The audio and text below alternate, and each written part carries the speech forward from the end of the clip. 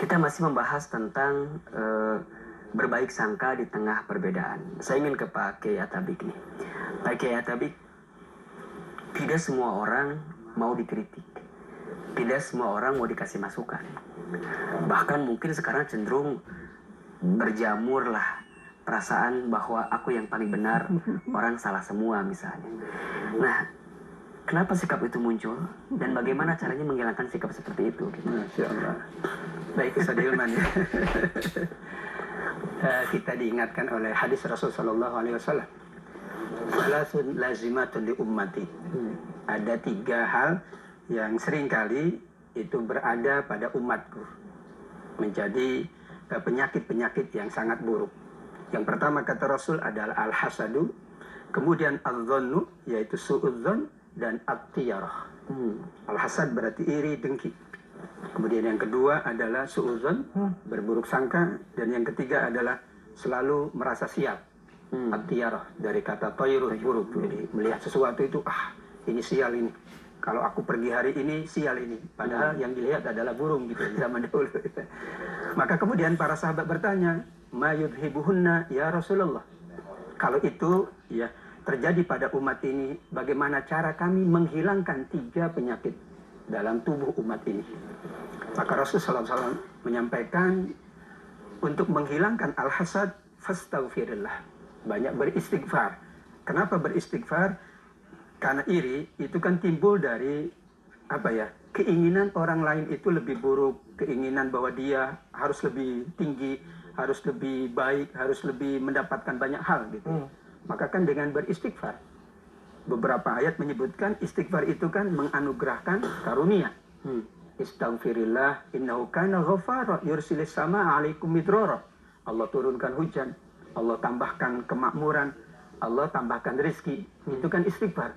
Maka lawan katanya, ketika seseorang memiliki sifat hasad, kata Rasul Shallallahu Alaihi Wasallam, dihilangkan dengan beristighfar. Kemudian yang kedua, yaitu suudzon. Bagaimana menghilangkannya? Kata Rasul Shallallahu Alaihi Wasallam, hilangkanlah itu dengan husnuzon. Memang filosofis ya. Karena memang tidak ada solusi untuk suudzon kecuali husnuzon. Ya husnuzon. Tadi di awal kita bahas bagaimana kita selalu husnuzon. Kritik yang tadi disampaikan Pak Willy itu adalah jika berdasar kepada dalil, berdasar kepada argumentasi, dan spiritnya adalah kebaikan, maka tentu kita harus husnuzon. Tapi kalau kemudian spiritnya, kalau kemudian argumentasinya itu asal-asalan gitu ya, tidak melihat ada realita, tidak melihat garis-garis panduan, tidak ada yang dianut baik dari peraturan maupun yang lainnya, kan kemudian muncul suudzon karena ya sembarangan tadi menyampaikan kritiknya. Namun kalau berdasar kepada argumentasi, dalil, peraturan-peraturan yang berlaku, maka itu kategorinya adalah kritik untuk menghasilkan sebuah kebaikan. Nah, yang ketiga tadi, bagaimana dengan tiaroh? Meskipun bukan pembahasan kita, tiaroh itu fatawakkal, kata Rasul.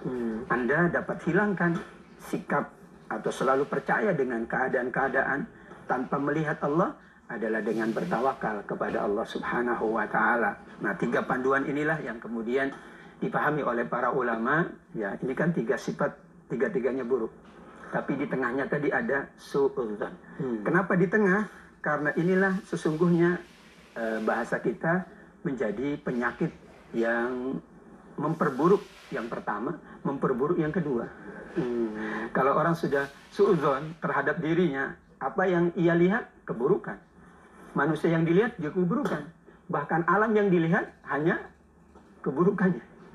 Diingatkan dalam pepatah kan begitu. Kalau orang sudah su'udzon, maka yang baik itu akan dilihat sebuah keburukan, yang buruk itu akan dilihat sebuah kebaikan. Nah, maka Rasulullah SAW mengingatkan, iyyakum wadzanna fa inna dzanna akdzabul hadits. Ini tengah-tengahnya, yaitu hindarilah perasaan atau suudzon, karena sesungguhnya suudzon itu adalah ucapan atau prasangka yang didasari kepada kebohongan-kebohongan. Nah, maka yang tadi ditanyakan Ustaz Hilman, kritik atau menyampaikan aspirasi dalam pandangan agama dikorelasikan dengan hadis Rasulullah SAW tadi, harus disemangati. Harus spiritnya adalah ingin memberikan kebaikan. Ini manusia adalah sama. Mereka adalah juga kita. Keluarga kita adalah kita. Penutup dari ayat 11, ayat 12 adalah ayat 13. Ya ayyuhan nasu inna khalaqnakum min dzakari wa untha wa ja'alnakum syu'uban wa qabaila lita'arafu. Kata para ulama, spirit dari ayat penutup ayat 11 dan 12 itu adalah justru mengingatkan bahwa kita ini semuanya satu. Kalau kita sama, berarti tidak mungkin kita melukai orang lain. Karena jika ada saudara kita yang sakit, kita pula sakit. Seperti satu tubuh ini. Kalau mata sakit, yang lain pun terganggu.